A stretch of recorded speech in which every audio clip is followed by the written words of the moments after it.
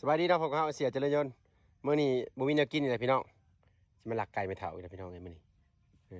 มาไล่ไก่ก่อนไก่ไม่เถาอยู่หน้าหาเอาไก่ไปต้มใส่ชาก่อนไปเบิ่งกันบักเอาจะเอาตัวใดเนี่ยไปดูเลยไปเห็นเลยเป็นเป้าไม้เลยมึงเหยียบเข่าเลยเขาเด้อ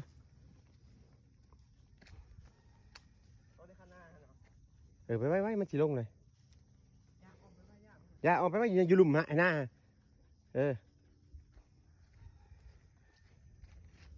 ดีบักเหลืองนี่กับบักแดงฮะทางก้นเดี๋ยวนี่ข้างหน้านี่ในข้างหน้านี่มาลัดแม่มาพี่น้ำเนื้อมันสิแลนทางนี้เดี๋ยวมันสิมาทางนี้นี่เดี๋ยวตัวหน้าฮะ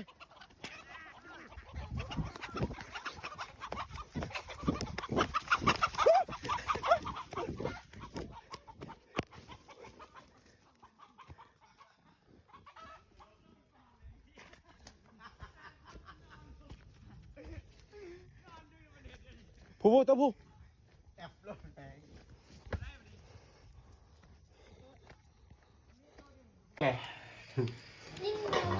ต้มใส่ชาผู้ชุบมันเลยขัดได้ต้มไก่ใส่ชาดิ ยอดเลยนะ อ๋อขบหนาเหมือนเดิมต้มไก่แล้วก็มือโจ้กินโปรตีนนี่บอก กินเยอะ